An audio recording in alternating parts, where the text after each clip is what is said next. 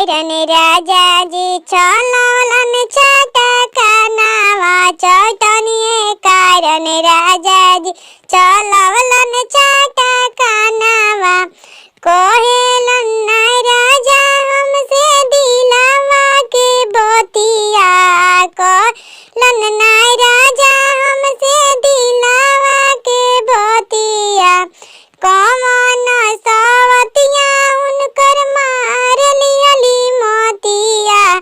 कौन सवतिया उनकर मार लियली मोतिया चटनिए कारण राजाजी चललन चटकनावा सलदवे कारण राजाजी चललन चटकनावा पापड़वे कारण राजाजी चललन चटकनावा सलदवे कारण राजाजी चललन चटकनावा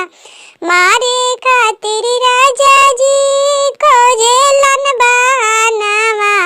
मारे खातिर राजा हमरो खोजेलन बहानावा पापड़वे कारण राजाजी चललन चटकनावा सलदवे कारण राजाजी चललन चटकनावा चटनिए कारण राजाजी चललन चटकनावा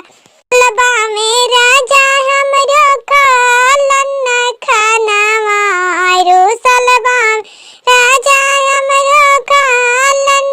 खानावा चटनिए कारण राजाजी चललन चटकनावा चटनिए कारण राजाजी